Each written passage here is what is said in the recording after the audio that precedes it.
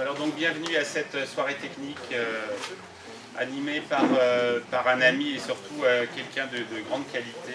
Vous allez voir, c'est un intervenant qui est aussi simple que qualitatif. Voilà donc Yoann Janot, qui est donc... J'ai la pression, hein, il va falloir que je sois bon parce que... Non, mais ça c'est... Il n'y a pas de problème. Même s'il a la pression, il sera bon. Voilà, et puis donc en introductif, donc on a souhaité que nos amis du CFA du sport format Pi 89, son directeur Christophe Bataille et Sébastien, son adjoint, nous présentent donc quelques éléments. Donc Florian va nous indiquer le déroulé de la soirée, et après donc on laisse la parole à Christophe et Sébastien. Donc Florian, de CTF. Bonsoir à tous. Donc, comme l'a dit Didier, donc, la soirée va se composer en deux parties. Une présentation du BP basket qui va s'ouvrir dès le mois de septembre prochain à Auxerre. Et ensuite une deuxième partie avec Yoann Janot qui interviendra sur le relationnel entraîneur-arbitre. À la suite de ça, tout simplement on prendra le verre de l'amitié ensemble, j'espère tous ensemble. Il y aura une fiche d'émargement qui sera passée au cours de la soirée. Et puis on vous fera passer des affiches à mettre dans vos gymnases pour l'ouverture du BPGEPS basket dès la saison prochaine. Vous pourrez le mettre dans vos gymnases, s'il vous plaît. Voilà. On vous souhaite une bonne soirée, et puis merci encore d'être présents. Ça fait plaisir de se voir sans les masques et aussi nombreux. Donc merci à tous et bonne soirée. Et on remercie chaleureusement le président du Stade Auxerrois qui est arrivé. Et on te remercie chaleureusement pour ton hospitalité et de nous avoir permis de nous accueillir dans le siège omnisport du Stade Auxerrois. Merci. Bonjour à tous, merci au comité et puis à Didier de nous accueillir ici et de nous permettre de faire une petite présentation. On va être assez court parce que l'objectif de ce soir, c'est pas la formation, mais c'est plutôt l'arbitrage, si j'ai bien compris. C'est ça. Donc je me présente rapidement. Donc moi Christophe Bataille, je suis directeur d'un centre de formation, anciennement CFA du sport, qui maintenant s'appelle Format Pi Auxerre, et mon collègue Sébastien Couchenet, responsable pédagogique. Voilà, l'objectif de notre petite présentation, c'est de proposer un BPGEPS basket. Avant on avait le BPGEPS ASC, Activité Sport Co, mention basket, mais ce BP a été abrogé, d'accord. Et puis l'objectif aussi, si on monte un BP basket, ça va être de travailler avec le comité et les clubs de basket du département, évidemment, parce que nous, on est spécialistes dans l'ingénierie pédagogique, mais dans l'animation du basket, je ne suis pas basketteur. Donc dans tous les clubs, il y a des spécialistes, il y a des entraîneurs, donc l'objectif, ça sera vraiment de travailler avec le comité sur des UC spécifiques. Comme je vous ai dit en introduction, donc BP ASC, Activité Sport Co, mention basket, il n'existe plus. C'est la dernière année pour ceux qui sont en formation. Donc c'est pour ça qu'on a voulu monter pour vous, club, un BP monovalent, BP basket. Il n'existe plus depuis, il va être terminé en fin d'année 2022. D'accord ? Donc quel constat on a fait, nous, dans le département, depuis quelques années? Donc 3 clubs. En 2014-2016, ont pris des BP, c'est le Stade Auxerrois, la SRI et le club de Moneto.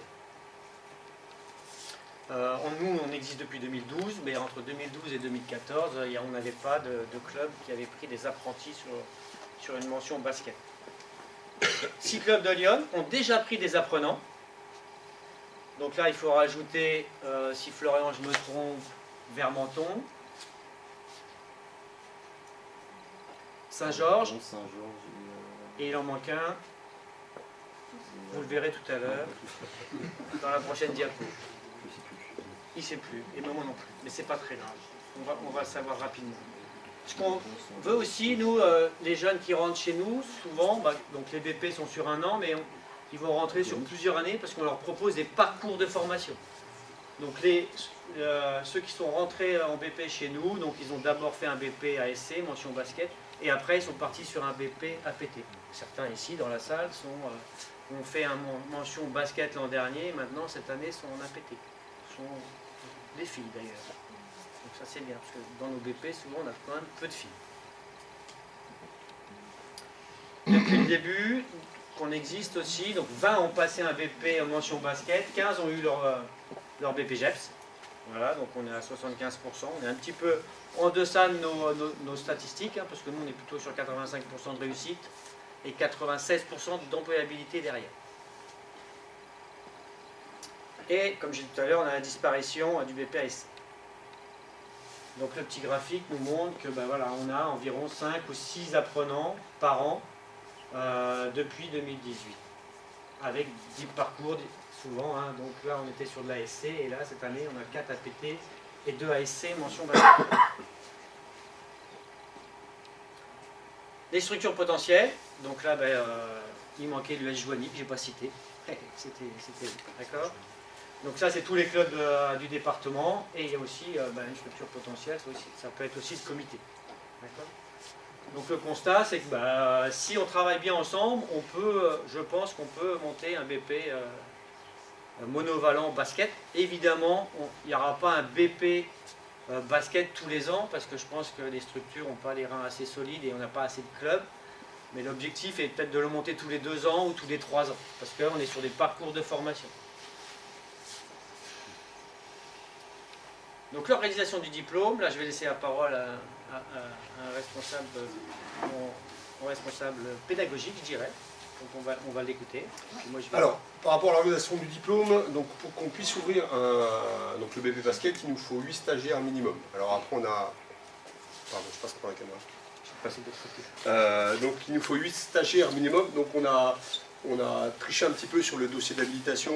Si ça se passe bien, 6-7 on devrait pouvoir ouvrir. Donc, normalement, donc, ça ne devrait pas trop poser de problème. C'est pas tricher, c'est une dérogation. C'est pas la même chose. Donc l'objectif, donc je vous présenterai juste après les différents UC, donc les différents thèmes qu'on peut avoir. Et nous, notre objectif, c'est vraiment travailler avec le comité, avec les techniciens du comité, parce que nous, on a des compétences sur l'ingénierie PEDA, donc dans certains domaines, mais après, on peut pas assumer nous le côté vraiment technique de l'activité. Donc c'est important qu'on puisse travailler en relation avec le comité. Au niveau de l'alternance, comme on est sur un diplôme en alternance, 2 jours de formation par semaine, d'accord, et donc ça sera les jeudis et vendredis. Ça veut dire que les jeunes seront à disposition le reste de la semaine dans les clubs.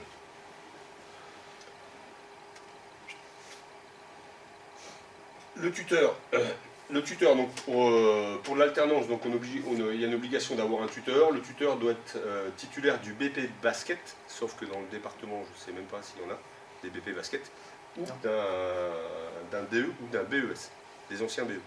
D'accord. Donc on a refait le tour un petit peu. Il y a quelques BE2, il y en a qui sont dans la salle déjà. Et donc des DE aussi, je crois qu'il y a un DE, donc j'ai appris qu'il y avait un DE. Donc voilà, donc ça c'est important, c'est une des contraintes qu'il peut y avoir aussi par rapport à ça, c'est avoir une personne donc titulaire de ces diplômes-là pour pouvoir être tuteur. Alors après ça c'est sur le papier, sur le contrat, d'accord. Ce qui est important à avoir, c'est avoir une personne qui correspond à ça, et après avoir une vraie équipe tutorale, d'accord, où là on peut s'arranger pour qu'on puisse avoir un vrai suivi et tout. L'objectif c'est pas pénaliser les clubs qui n'ont pas de BP basket et ou de DE pour prendre des apprentis. Donc ça après, il y a toujours une organisation qu'on pourra mettre en place et tout pour mettre ça en place. Le diplôme est organisé sur 600 heures de formation, 420 qui se font en présentiel, donc face à des formateurs et tout, et 180 qui se font en formation ouverte à distance, en FOAD ce qu'on appelle. Donc c'est un logiciel sur lequel les jeunes ont des cours, et en fin de compte nos cours nous dépendent de ce que les jeunes ont déjà fait. En fin de compte c'est la grosse partie théorique. Cette partie théorique là, au lieu d'être en cours et de le faire devant un formateur, ils le font sur le logiciel, et derrière nous après on essaie de remettre en place en pratique ce qu'ils ont vu, quoi. Donc c'est des cours qui sont un petit peu moins théoriques. Et on essaye d'individualiser au maximum les parcours. On va prendre les exemples des 2 filles qu'il y a ici là, par rapport à leur BP. Ils ont déjà passé un BP, donc on essaie d'individualiser pour éviter qu'elles ont tout à repasser, quoi. Donc ça après on verra cas par cas, d'accord, pour bien repasser, pour bien essayer d'adapter les parcours au mieux possible. Le BP basket, donc rapidement, il est organisé en 4 UC. Tous les BP sont organisés en 4 UC. Les 2 premiers, en fin de compte, sont communs à tous les autres BP.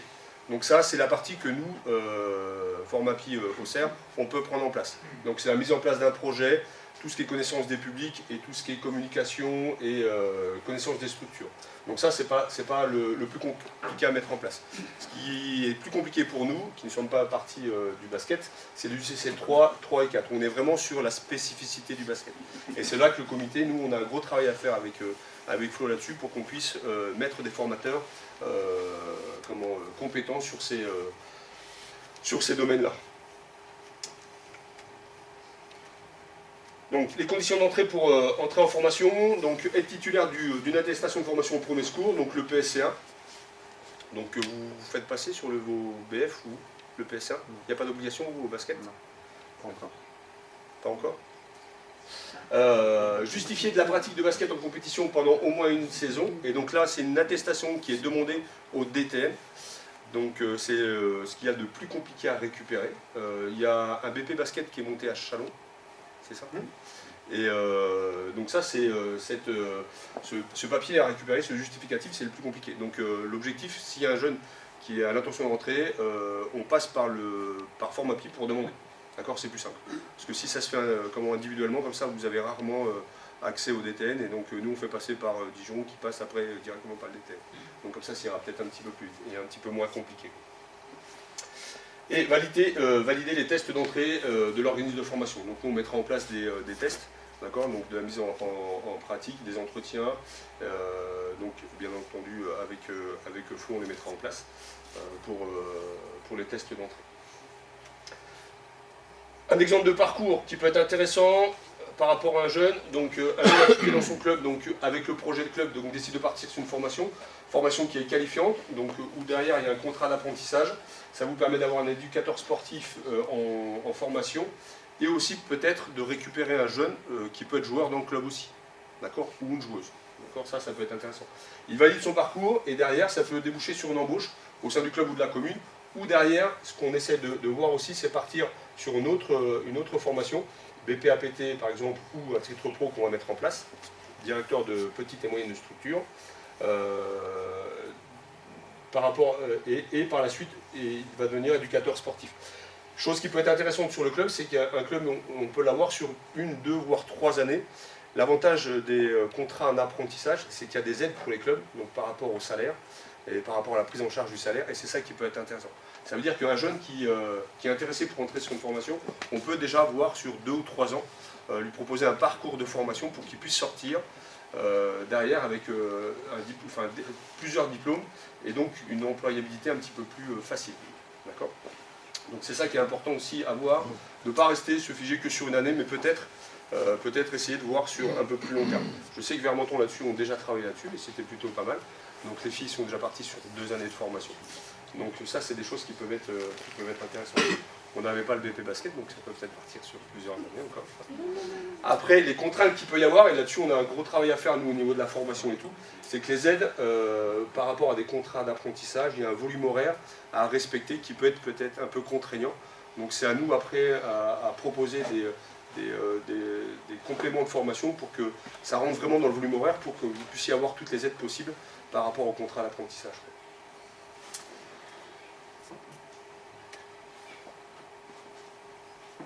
Est-ce que vous avez des questions par rapport à la formation? On a une journée porte ouverte qui se déroule le samedi 2 avril, donc sur la journée complète. D'accord. Donc si vous avez des questions, donc il y a, je ne sais pas si on a vu avec toi, Flo, si tu étais dispo. Je peux me libérer. Si Flo il va être dispo, donc c'est cool. Non, mais si vous avez des questions plus précises et tout ça, donc on sera nous à votre disposition. Sachant qu'avec Christophe, on rencontre pas mal de jeunes, mais on peut aussi aller rencontrer les structures, justement pour vous aider à monter des contrats d'apprentissage et tout ça. Donc nous, on se met à disposition, parce qu'on sait que c'est contraignant, cette partie administrative, c'est long et il ne faut pas rater des étapes. Donc nous, on est prêt à se mettre à disposition pour justement vous faciliter la tâche sur ce montage de dossier. Avez-vous des questions sur le contenu, sur les certifications? Ouais. Tu disais qu'il fallait avoir un BP pour être tuteur, il fallait avoir un BP basket. Mais avec l'ASC. BP basket, pas BP, pas BP ASC mention basket. C'est ça qui est contraignant en fin de compte. Qui est contraignant. D'accord. Donc on a fait le tour dans le département, on a trouvé des BE2. On a trouvé des BE1, je crois qu'il doit y en avoir un, mais on n'a pas de BP basket dans le département.